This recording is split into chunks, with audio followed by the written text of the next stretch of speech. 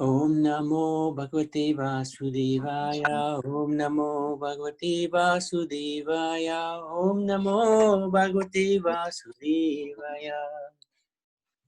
So, Hare Krishna, dear devotees, thank you very much for joining us. I'd like to seek your good wishes and your blessings so that we can please the Supreme Lord by learning the wonderful lessons that he taught in the Bhagavad Gita to Arjuna. So before we start, I just wanted to welcome everybody. Thank you for joining us. I think today we will try to do as many of these summary of the lessons as we can, because tomorrow I've asked Sanjana to summarize the whole Gita, and so we would like to listen to that. So are there any questions from yesterday, any of the discussion which if you had any questions or comments? If not, we can move on to the lessons from the second chapter. Okay. So second chapter,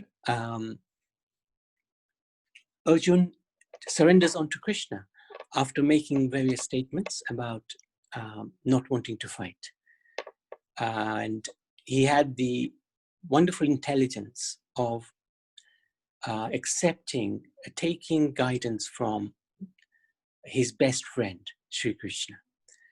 So the lesson that we take from that is we also are in dire need of help in this world because we are born into ignorance.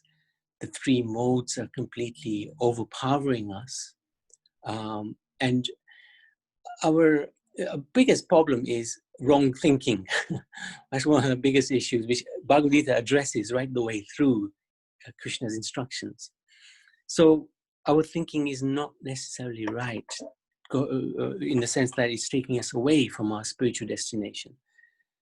So to take shelter of a spiritual master, one who has seen the truth, is fundamentally important in order to make advancement towards the spiritual world.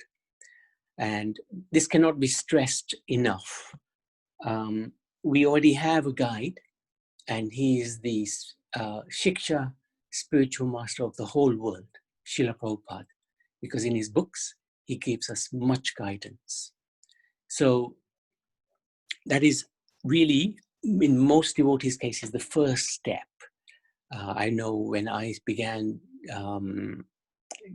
reading the Bhagavad Gita, I immediately accepted Srila Prabhupada and his words. And most devotees tend to read a book, either Chant and Be Happy or Science of Self-Realization, and immediately they take shelter of Srila Prabhupada. So that is very, very important, to take shelter of a spiritual master. We're guided by the spiritual master. Our own thoughts and our own opinions are not of so much value as the value of the acharyas. His is the opinion, his is the thoughts that are actually mattered. So that's why we take shelter of a spiritual master. Very important step to take. And if you haven't taken that step of or starting to look for a spiritual master, because it is important to have a spiritual master who can guide us, like Srila Prabhupada guides us through the books, but we also need a living guru who can chastise us, who can, because the guru's chastisement is his blessing. When he chastises, it means he cares, he loves, and he wants to see us advance.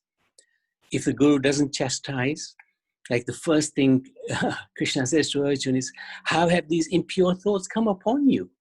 Chastises him immediately. Where have these impurities come from, Arjuna? Why are you thinking like this? So the guru will do the same to us.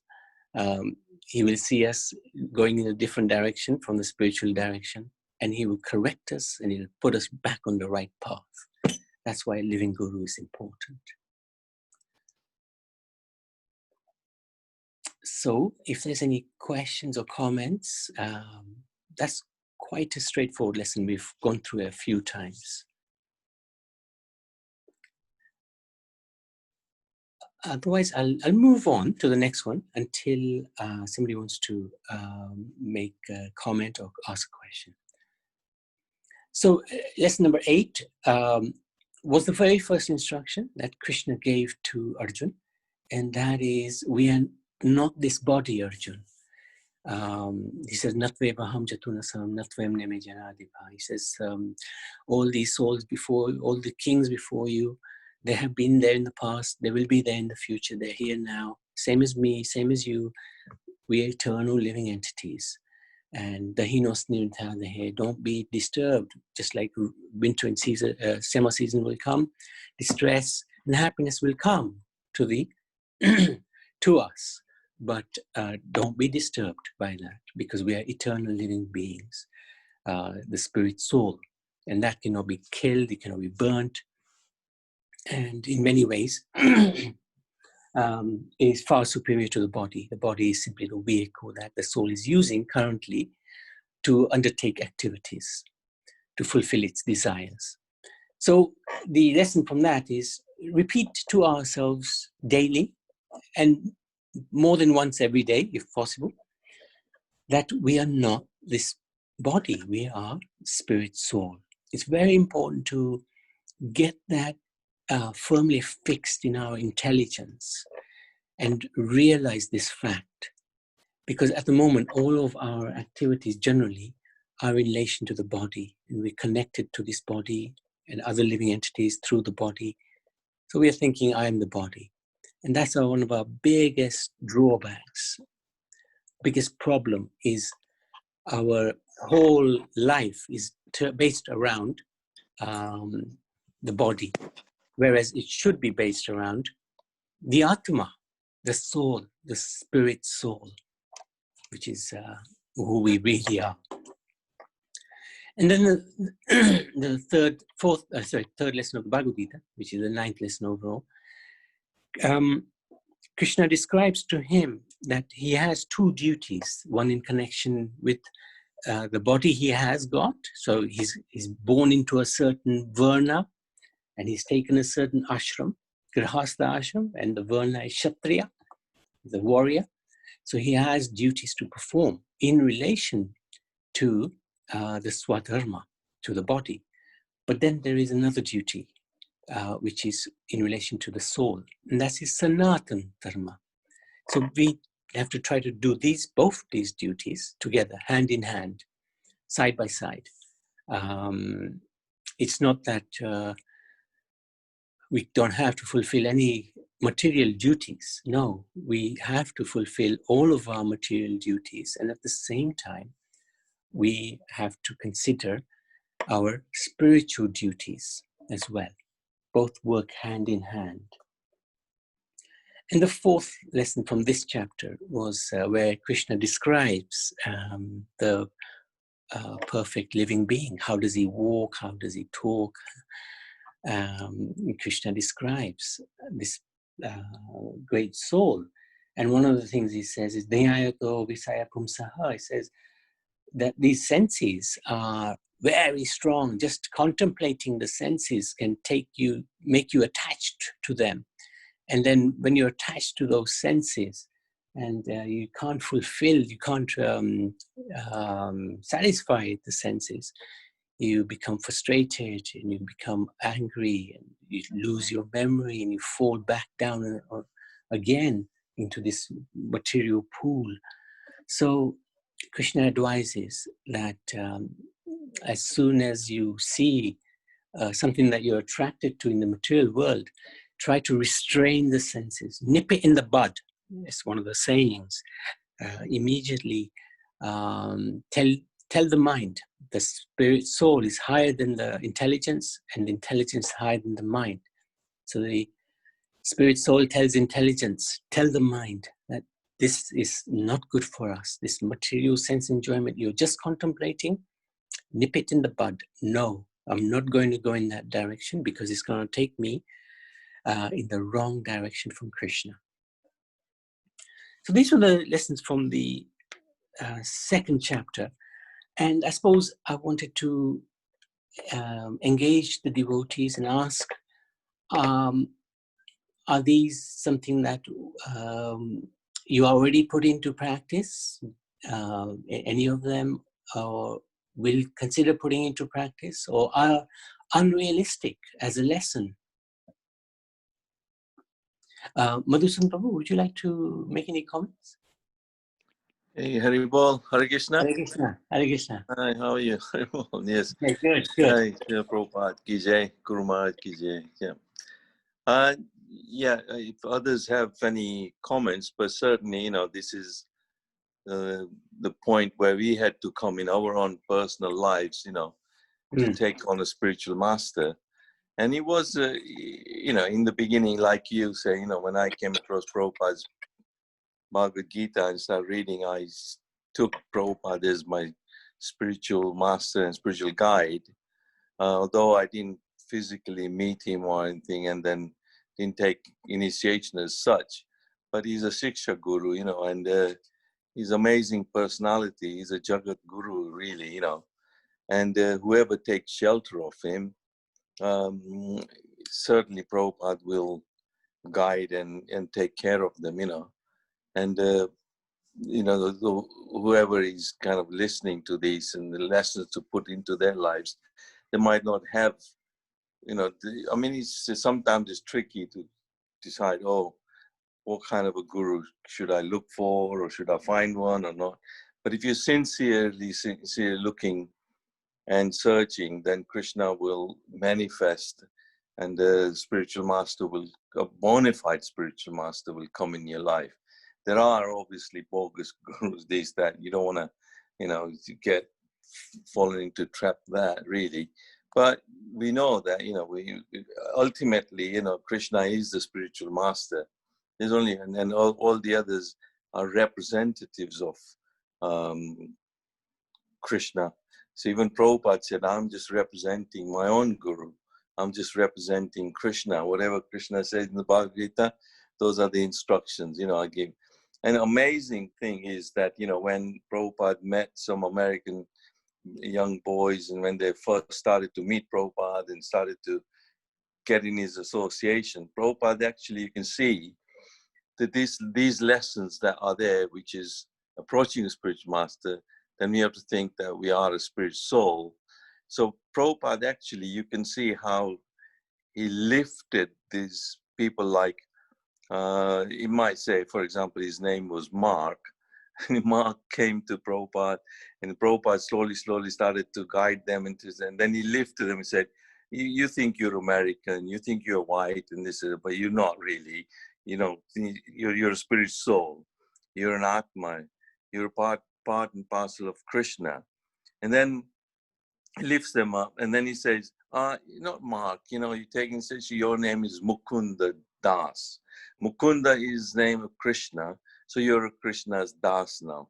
He slowly gave them an identity, and that's what a spiritual master does. He introduces you to Krishna. And this is how, you know, many devotees like Shyam Sundar and early, you know, devotees got their names changed, and they were totally, identity was changed from being a bodily conscious to a spiritual soul. You're a Krishna's Das now. You're a Krishna's servant. Learn, understand Bhagavad Gita and everything, and then slowly, they all started to serve not just Krishna, who served Prabhupada as well as a spiritual master, but indirectly they were also serving Krishna through Prabhupada, you know. So these lessons are important, and then we start to act on that platform that, you know, we are a spirit soul, and then we are part and parcel of Krishna.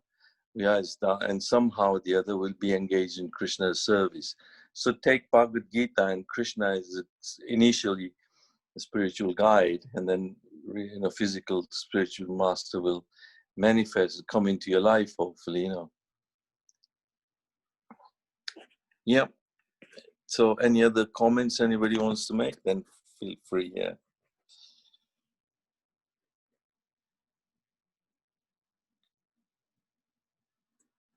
You there, or is it?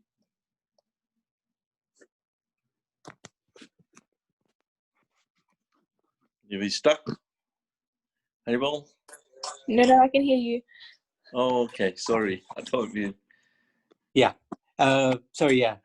Does this make sense? Is this practical? I suppose, what do devotees think? Are these lessons something that we can actually put into practice in our lives? Sanjana, what do you think? Yeah, I think they're definitely good lessons. Some definitely easier to put into practice immediately than others, but also sort of carry forward and have at the forefront of our minds.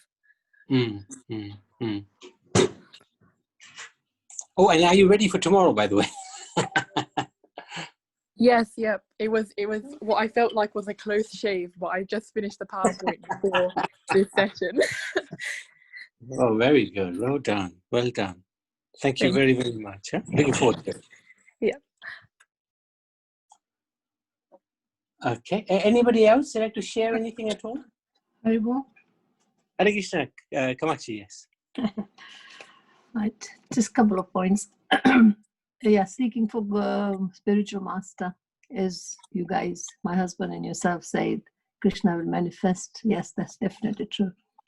And when you do get somebody in your life who's going to guide you as a spiritual master, and if there are more than one person, just be patient with yourself. Just because somebody else is in the second gear or third gear or the fourth gear, try and just be in your speed so that you don't get overwhelmed. Is to learn and listen to yourself and do it your way, so that you don't get overwhelmed again. Thank you. Okay, thank you for that. What about the second one? What do you think about this point about we should repeat to ourselves that we are not this body, we are the spirit soul? Has anybody put that into practice? Bhavani or Aruna, what do you think? Yes, I try in the morning when I get up, and yeah, during the day I try to remember. Yeah, and I'm going to learn the verse about when you drink water. Yes. I haven't. Mapsu, yes, very good. Yeah, I can't say that, so I just say, Krishna, thank you for this water. That's good enough? Yeah. That's good enough. That's good enough. If you put it on the chat, well, exactly how it's written and how it's... Yes. So I can say it, that'll be great. Yes, but yes. Yeah, I do try and say that I'm not... very good. Very good. Very good. This body. Yeah. Thank you. No, appreciate that. Thank you. Okay. Anybody else? Bhavani? Hare Krishna, Prabhuji. Yes, the second one, when we are practicing, we usually do morning prayers anyway. We've been doing for ages that now. Of course. And before the food, we usually say Sri Krishna Arpanamastu, all belongs to Krishna, and then it becomes prasad, and then we usually take that. But only I'm stuck is yes, I'm a soul, I'm not a body. This is a bit for our actions, we are trying our best to dedicate everything to Krishna. But when it comes to thoughts and problems, we need to do something. Obviously, this body and the mind, everything goes through the stress. That point, it's really, that situations, it's really hard to think, you can't separate from your soul to body, Yes, especially challenging situations, challenging thinking times, challenging hours. I mean, whether it's actions, thinking,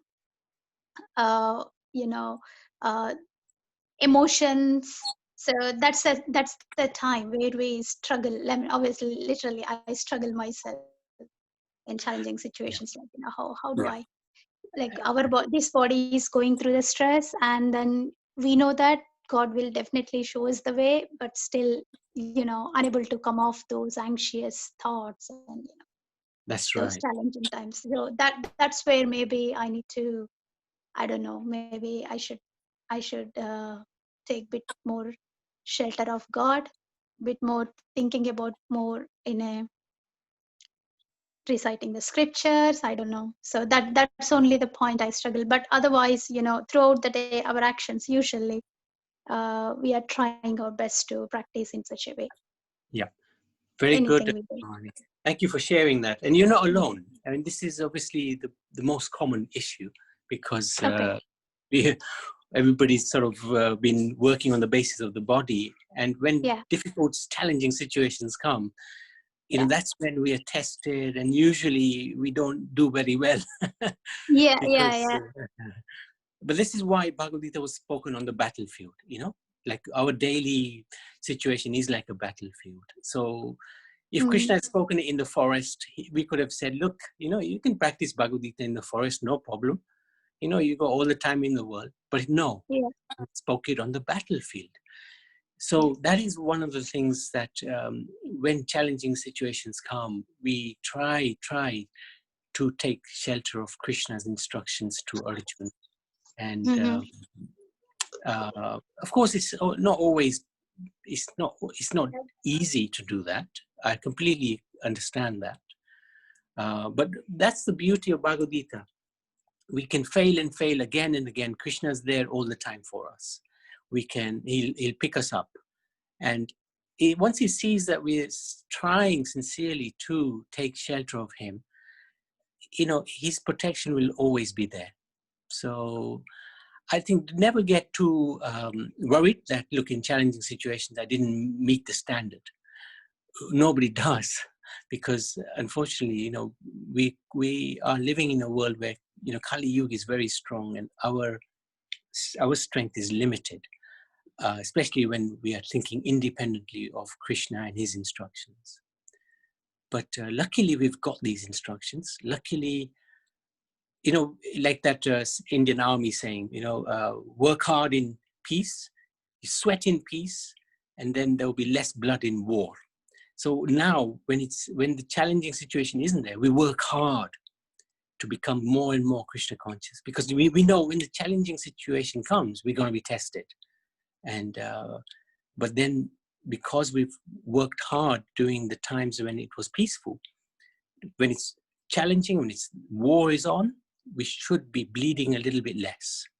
That's the whole idea. So practice more while there is a little bit of peace, basically. Okay, thank you, Prabhuji. Yesterday, I was listening to a lecture on a belief system, and the devotee was saying that we need to change our beliefs. If we believe that we are the soul and ingrain that, that we change our thinking, that will help. Like he gave the example that, he believed, he went to play a game of golf with his father, and first game he was, he just was excellent. So he believed that he was the best golfer. But throughout life, he had so many challenges, and he was thinking, in sports and things. So he was thinking, no, I'm supposed to be good at sports, because that is what he believed from a young age. And then he started thinking, okay, why am I not doing well? And it was all down to the fact that one incident made him believe that he was so good at it, whereas he really wasn't. So similarly, if we believe, if we change our thinking that we are the soul, Krishna will help us and send devotees to help us in the challenging times as well. And that's one of the reasons why, if we keep repeating it to ourselves, eventually we'll believe it. We used to go to schools a lot. Hopefully we'll continue with that when they open up again. But I used to repeat one message all the time. I love chanting. I never really, if you like, loved it. But after repeating it like several thousand times, I actually did love it. So sometimes just repeating it constantly over and over and over again helps. It'll convince the mind, convince the intelligence. Okay, if there's anybody else who'd like to comment or question. We had a comment for Priti, actually. Go and say your thing about, I know Priti, you're busy today, but you hopefully are listening, about the association. That the answer is association of devotees. Do you remember you were saying to me yesterday? Yeah, sorry. Yesterday, going back to yesterday, Priti, you know, you're saying about the family and getting them involved in Krishna consciousness. It is association. I mean, I you know, thinking of my situation, my family were not into Krishna consciousness, so I married into, you know, Krishna consciousness. They were not eating meat or anything. They were, you know, following everything, but still eating onion, garlic, things like that.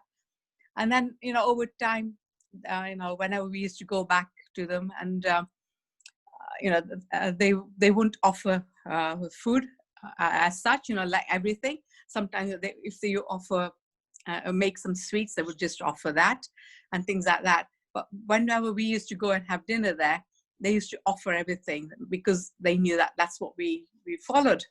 So over time, again, you know, they stopped putting onion, garlic and things like, you know, my father used to love his garlic chutneys, and so they stopped making that. They stopped eating everything, and then they started, you know, offering as well. So it is association, you know. I think that's the main thing. You look at Prabhupada and all the disciples, you know, all the initial disciples, it was association, really. Yeah. Thanks. Thank you, Mataji. I just want to ask, what if, like, I don't like to be, what's that thing called? I forgot the term. When you go to a relative's place, and before, when I started getting to Krishna consciousness, they realized and are like, okay, Priti won't be eating garlic and onion, and they would end up making things, making sure, like, you know, some stuff didn't have in it. But I didn't like the idea where they were actually doing something separate for me. It's like creating more work for them. So I said, you know what, don't worry about it, kind of thing. So yeah, I mean, I'm not even there yet. I'm just saying, you don't want, I don't, you know, I guess, like, yeah, I wouldn't want them to say, okay, no, I'm only gonna eat it. Of course I can, if I get the food in front of me, I can say a prayer and change it, you know. That's right. Do that. So you don't want to impose, yeah. basically. Yeah. I mean, again, what I found is, you know, if you visit that person, you know, quite a few times, over time, they will realize, okay, whenever, like, say, Priti is coming, we'll not just make something just for her. Everything without onion, garlic. So you will come to that stage because of your association, because, you know, because they realize that you are not going to eat it.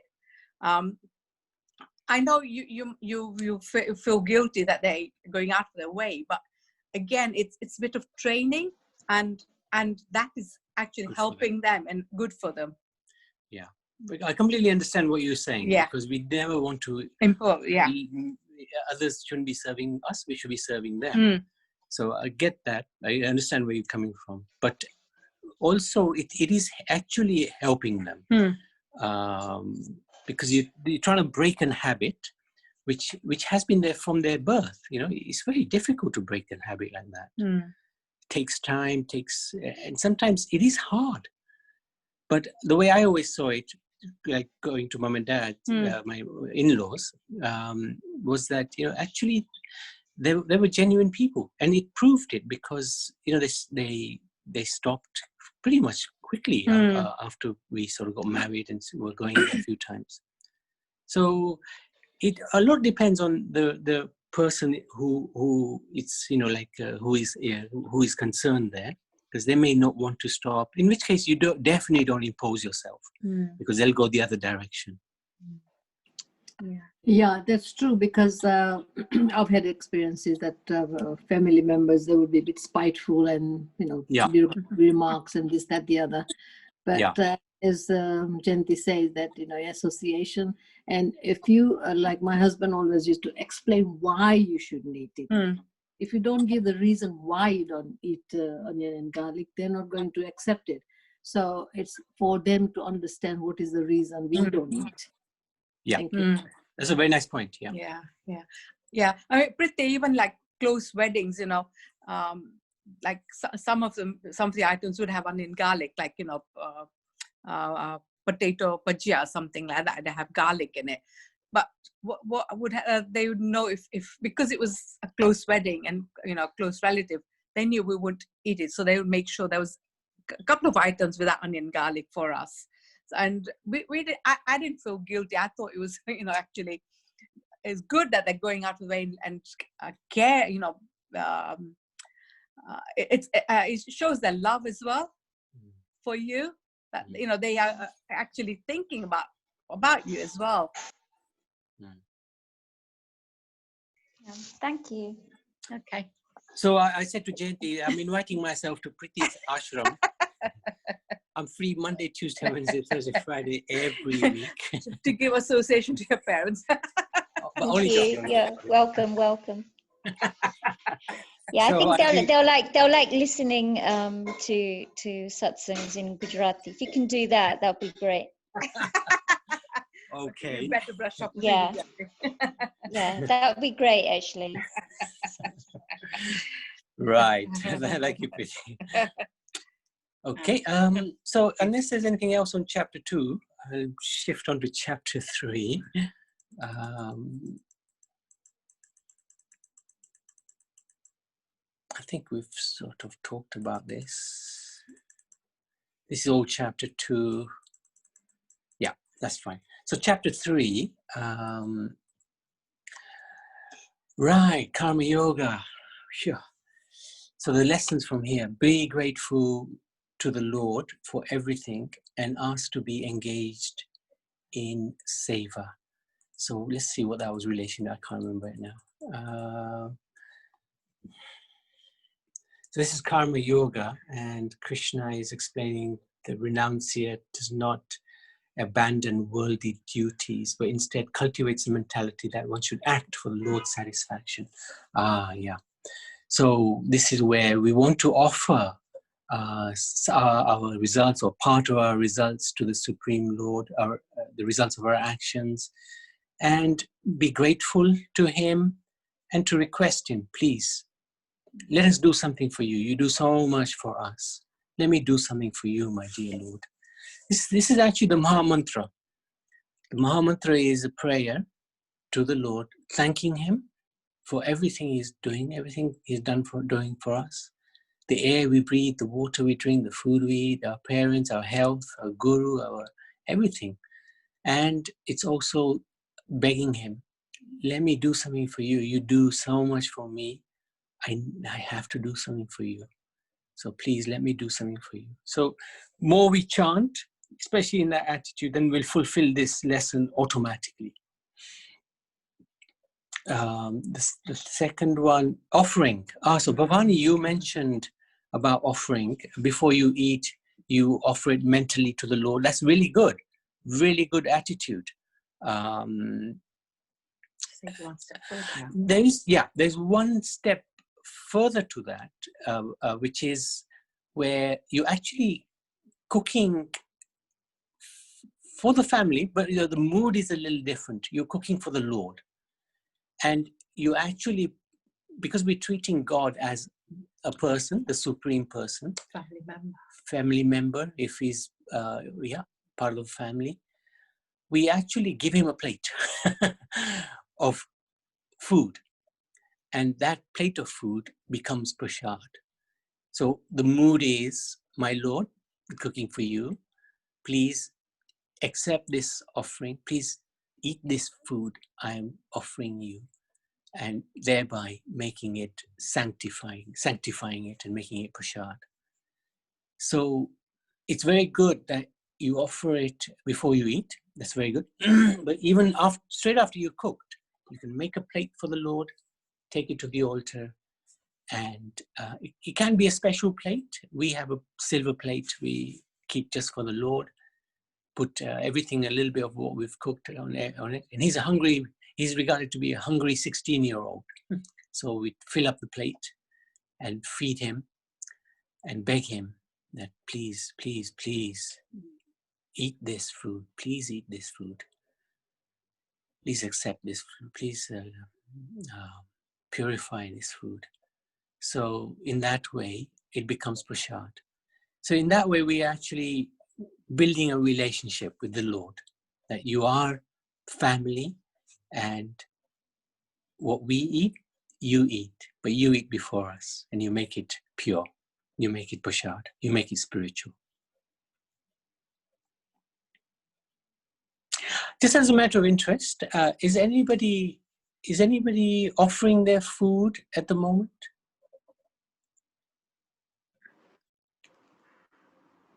I offer water, milk, and fruit. Is that okay? Oh yeah, definitely. But what do you I'm normally? not quite there with the onion and because my daughter has. Okay. So I'm slowly. Yes. Because then she'll rebel, so I take it. But sometimes after I've offered it and I say, "Oh, do you want the milk and water?" I mix it, and she just does a little sip. So for me, that's an achievement for the day. She never refuses, never ever refuses. She always has it. That's good. Very good. Yeah. So baby steps. Very good. Yeah, baby steps. Always baby steps. Thank you. And sometimes, there are alternatives to onion and garlic when we're cooking. Like hing is supposed to be a little bit of an alternative for garlic. Oh. So what you can try to do is... Not tell them. Yeah, don't tell them. You have to put garlic in it. And see if they notice. Yeah. And then gradually, step at a time, cut it out. Mm-hmm. For onion, people use cabbage leaves, cut it up like that. Yeah, so it looks like onion. with the COVID and quarantine, she's been home for 4 months, so it's quite good. For lunch, we have fruit, and then in the evening, she just does boiled vegetables. Right. So I'm nearly there. Excellent. Yeah, once she starts work, I don't know, try without onions. I don't know, I'll try. She's not eaten now, so I don't think she'll miss it. Does that make sense? Yeah, exactly. So I'll try. Yeah. But she's very good. She'll eat anything what I make. She never ever complains. So wow, that's a rare. Never complains. Very good girl. Thank you. Hare Krishna. Anybody else would like to share?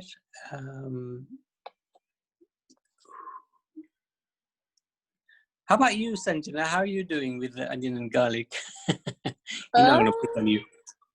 Like, it depends on the food. Like, it really depends on the food. It also depends if I'm cooking. So, because when I'm at home, we all like take turns. But anything without onion and garlic, I try and offer to. We have like a photo in our kitchen, so I use that, and then I sort of just do the Panch Tattva and say Hare Krishna Mahamantra and then offer it. Very good. And then, but I don't have like a special plate yet. No. That's okay. In time, it isn't. It's okay. Yeah, that's absolutely fine. Very good. Well done, Sanjana. Very good. You're actually putting into practice, which is the whole idea of what you're doing. Very nice. Yeah. Very good. That's very encouraging. Hare Krishna. Thank you. Thank you very much. So the next one is living the philosophy. Oh yes, this is where Krishna is saying that do your material duties, but without attachment. Yeah, without attachment. So which is karma yoga. And what we put that into lesson was we do our duty, which is our swadharma, and that is to chant Hare Krishna on beats and to read the scriptures like that. This is our sadhana. So I suppose I would like to just ask devotees, if you were not chanting before, are you chanting now, the Mahamantra, or you have always been chanting? Just wanted to get an idea of where we are at. Is anybody started chanting the Mahamantra recently? On beads, for example? Not recently, but I've been doing it since my health issue, because Kanchan used to say do it, and then I used to do it. But Yes, and yes. that's helped a lot. But Yeah. I don't do 16. I do couple That's every fine. day. Yeah. How many do you do? 2. One for me, Two. one for Anna. Yeah. That's okay. That's good. It's good. Mm, It's a good start. It's a good base. Yeah. It's a good base. That's what Kanchan says. Just keep doing, just do the Maha Mantra whenever. So, yeah. Yeah. Be consistent. That's good. Yes. Yeah. Thank you. And always think about increasing, but do Yes, it when you can. Like I would always use an Ekadashi as a base. You Okay. see, Ekadashi is one of the most amazing days, because generally what we try to do is from one Ekadashi to another, try to improve ourselves, even in the most smallest way. When Okay. you find after 26 Ekadashis in a year, Yeah. if you even do a little bit of improvement every Ekadashi, you find at the end of the year, my goodness, have I really improved that much? If I stop my bad habits that much? Well, thank you. So sometimes you can think about, like from the next Ekadashi, I'll do maybe 3 rounds or something like that. And then see how it goes. And the Okay. Lord is very kind. He always helps. He always Yeah. assists, Thank you. Thank you very much. Okay. Anybody else? Anybody started chanting Mahamantra, or anybody not chanting Mahamantra, I suppose? I think everybody's probably chanting. Yes, Yeah. Sanjana. I started basically like maybe a week into the classes that I started, these Bhagavad Gita classes. So I started with 1 round for like a month, and then I upgraded it to 2 rounds. So that's currently where I'm at the moment. And I'm like just trying to improve those 2 rounds before I go up to 3. Very good point. Very good point. In fact, what we'll do before we start the Bhagavatam, we will do one seminar on japa, how to chant, what is our mood while we're chanting, and how can we improve the way we're chanting. So absolutely, you're spot on. Your attitude is right. I'm doing 2, and before I move up to 3, I want to make sure I do those 2 properly. Good. Thank you for that. That's very inspiring for us as well. Especially when a 19-year-old teenager in the prime of youth takes to this, it really does give us a lot of encouragement. So thank you, Sanjana. Thank you. Thank you for your guidance. Anybody else? Okay. So the last one. I just want to say thank you to my sister for listening to me. Sisters don't listen usually, yeah? I to be honest, I wish I listened to you 30 years ago when you started, 30 years ago. It's taken me 30 years. I wish I'd listened then. No worries, never too late. Yeah. Thank you. Thank you. Actually, you probably timed it just right, so don't worry. Yeah. Thank you. Very nice.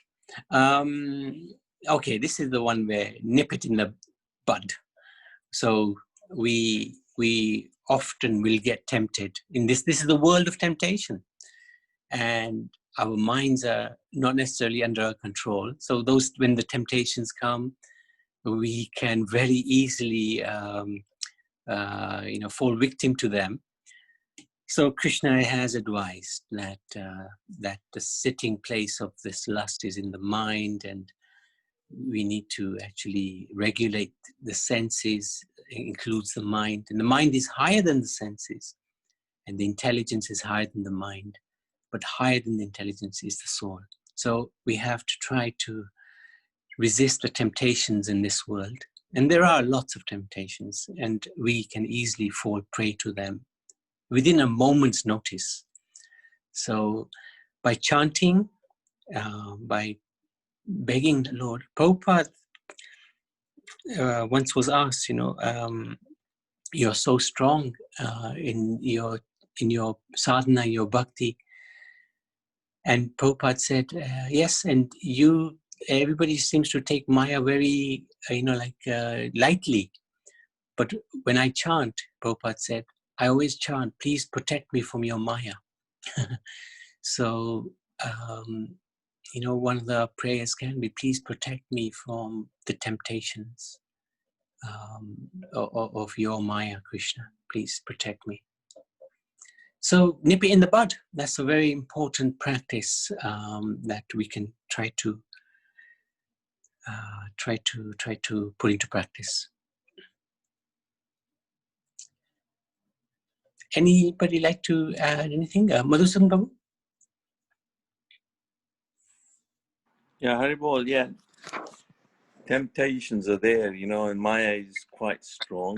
It's not, we've been pulled in all directions, and we think we are strong enough to bear the onslaught of Maya, especially in Kali Yuga now, the Kali's influence is very strong, and like you say, nip it in the bud. But if you pick up the right habits from the very young age, then like you said, Sanjana, the young learning and coming into Krishna consciousness, picking up the right habits, then later on, it's not a struggle then, But really to protect ourselves from this influence of Kali, that is really strong. And Lord Chaitanya has laid down these principles, And when you're in that, you are under the umbrella of Lord Chaitanya's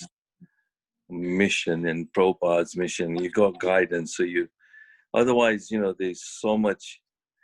You can see how much so many souls are actually, suffering. It's just getting bad as well, every day. It's not getting easy.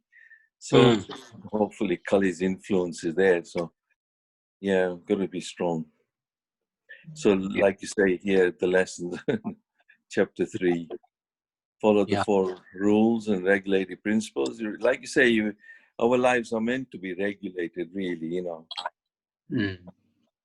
Yeah. Yeah. It may not be easy in the beginning, because we do get tempted and we go influenced, we are in the bad association sometimes. And it takes time, because when in the beginning, when I started in Krishna consciousness, amazingly how Krishna arranges, and all the friends that I used to have that would be, they're no longer there. You just develop a new set of friends, who are like-minded, and you start to give the association to others as well. Your energy, is different then. Your choices are different. Yeah, it's good. I like that point. Friends automatically change. Yeah, they drift away. Slowly. You're no longer in the company of those that that can influence you. And like we were talking earlier on about prasad and onion, garlic, and nowadays it's so easy. Previously, when we started, it was very hard to be even just a vegetarian. There were no choices. You were in the supermarket. Nowadays, people are so finicky. They're into veganism, and there's so choices are there that you can practice any kind of diet. People are more conscious and aware now, which is a good thing. Yeah, that's right. Yeah, that's a very good point. Very good. Any comments? Any questions? And the 4 rules, of course, we haven't mentioned them, but no gambling, no intoxications. It includes tea and coffee as well, of course. And some people may be not used to the idea of sort of thinking about giving up tea and coffee, but tea and coffee are a very small thing. They contain caffeine, and even if one is drinking tea and coffee, it's not a huge thing. But it's something that's quite. There's lots of alternatives, as Madhusudan said. There's so many alternatives to other things. Even tea and coffee, they have decaf, etc. And no fish, no meat, no eggs, no onion, garlic, no illicit relations with the opposite sex. So those are the 4 rules and regulations that we try to follow. Great. So I think we're going to have to stop there. So we haven't got very far with the lessons. But it's okay. We're not in a massive rush. So tomorrow we wanted to talk about, we wanted to do, get an overview of the whole of the Bhagavad Gita, which is always a good thing just to understand. And I want to give an opportunity to one of our youngsters to present this, because, they're our future, and youngsters can also attract other youngsters, because the whole idea is that we want to spread this philosophy of the Bhagavad Gita as far as we can, as much as we can. And then on Saturday, we were thinking, because it's Ganesh Chaturthi, we'll have a look at Lord Ganesh and who exactly he is, and how we as Vaishnavas relate to Lord Ganesh. And then Sunday, we've got Anant Vijay is giving class on surrender. Monday, we're going to start looking at the gopis. The eight Asta Sakhis, which is really, really interesting. Of course, Jayanti's got a bit of a health warning on that one, but we'll come to that on Monday. So, good. Monday and Tuesday, leading up to Radhashmi, which is Wednesday. Radhashmi is Wednesday, so we'll celebrate her day by Abhishek. And we were thinking of doing that at the normal time, 4 o'clock. Do Abhishek for an hour or whatever. Bhajans, and then we'll do a class on Radharani. And maybe continuing on, we'll probably still have time to talk about, in the next couple of days after that, the gopis that we haven't talked about. Each gopi is very special. And it's always good to understand. We've done a lot of philosophy, so it's always good to also look at some of the Leela in the past times. So we get attracted by the philosophy, but we also get attracted by the personal aspects of the Lord. Know our family history, really. Know our family history. Who they are. Who they are, yeah. So I hope that's okay. Thank you very much. Hare Krishna. Sorry, but I have got an unusual request.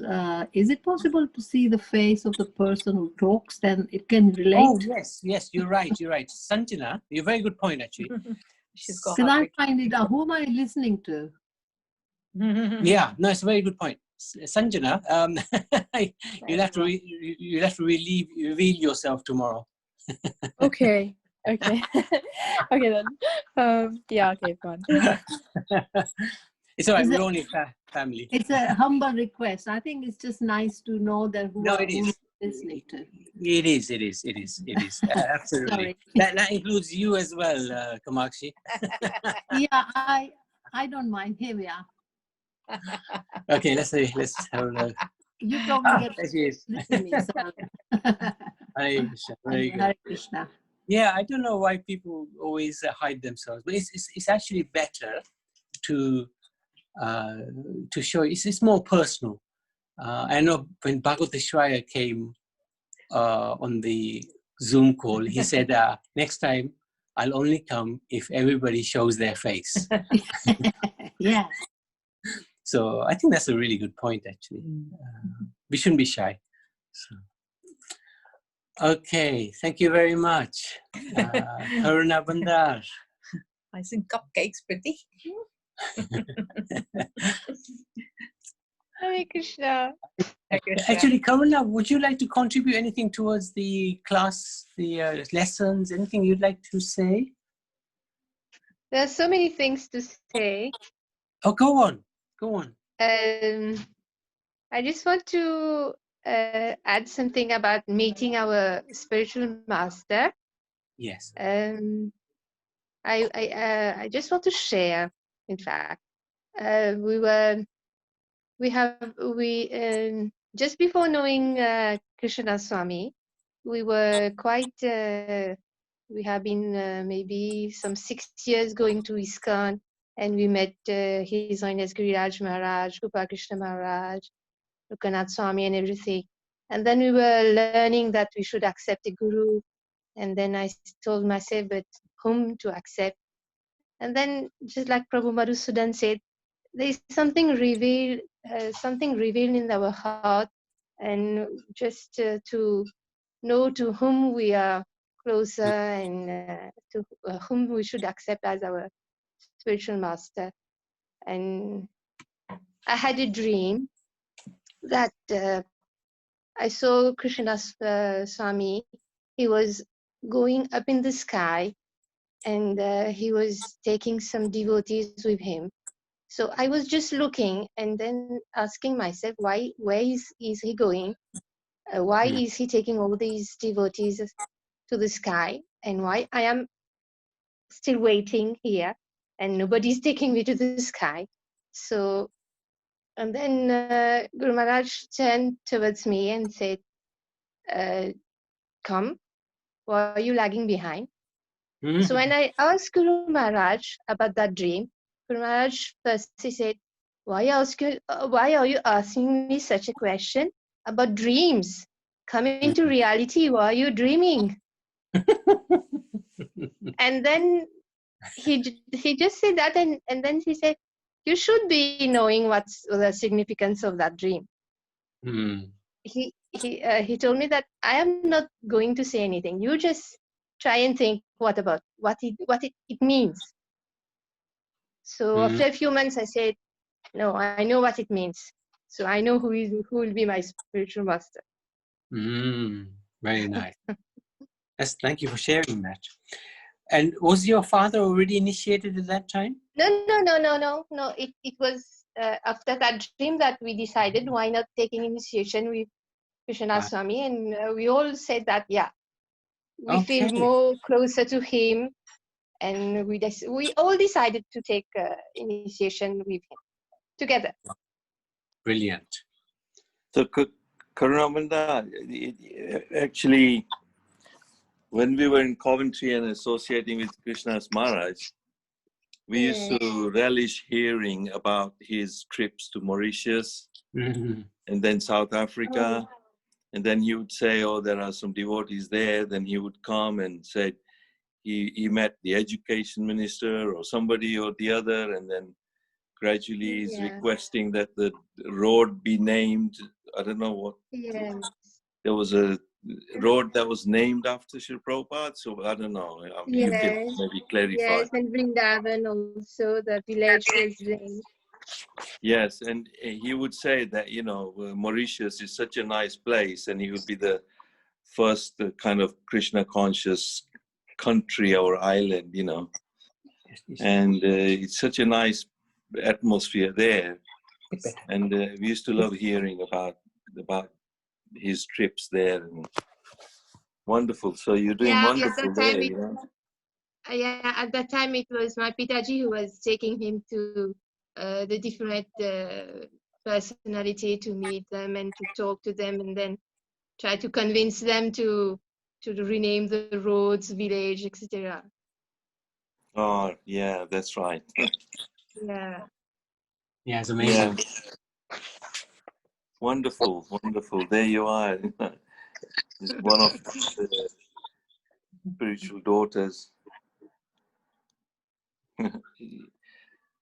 Going to the sky.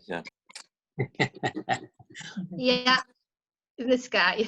To the sky, to the spiritual skies. Yeah, we're all there. Oh dear. Guru Maharaj ki jai. Very good. Thank you. And anything else, Karuna? Would you like to add anything else at all? So many things. I remember when we were not vegetarian. When my mother became vegetarian, she was still cooking for us.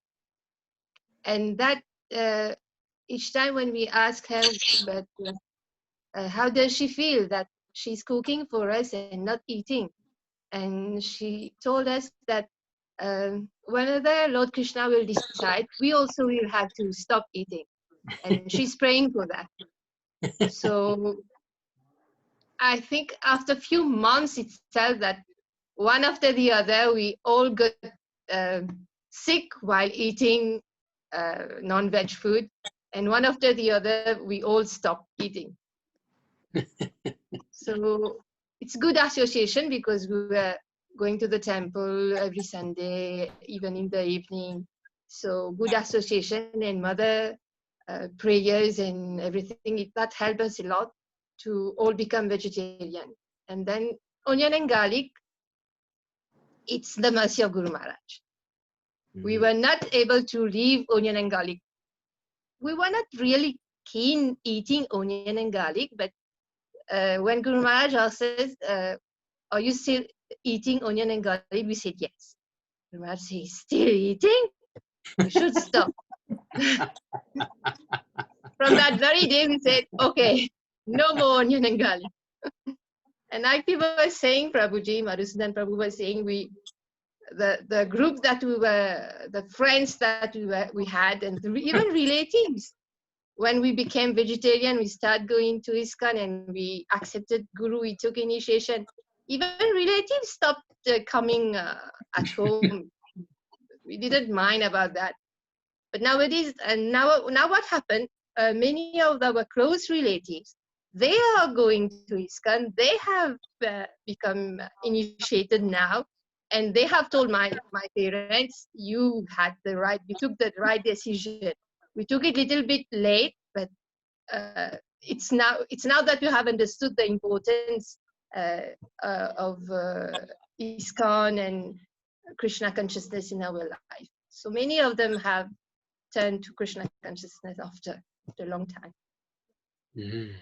That's nice. That's nice. And Srila Prabhupada, when he came to Mauritius, and he said that Mauritius could become the first Krishna conscious country. Well, for the past 30 years, I can say, yeah, there are so many people that are turning, they are coming to Krishna consciousness, they are coming to ISKCON. Yeah. That's really amazing. So many people. Very good. No, thank you for sharing that. That's really, really nice. Anything else? And that was the nature. I keep it for next time. Yeah, okay. I'm going to pick on you next time. Okay. Okay. You have a lot to share. It's very nice. Very, very nice. Yeah. Very good. Yes. Thank you. Thank you for that. Thank you. Okay, great, great. So we can, I've posted that, is Aruna still there? Oh yeah, good. I posted those 3 words. Raso means taste, ras is taste. Yeah. Aham is Yeah. I. That's Yeah. Krishna. And apsu is the water. Apsu means water. So raso aham apsu. Taste, I, water. Yeah. Raso aham apsu. If you just repeat it about 100 times, you'll remember it. All right. Thank you very much. Thank you very much. Hare Krishna. Hare Krishna. Hare Krishna. Bhagavad Gita ki jai. So, Hare Krishna.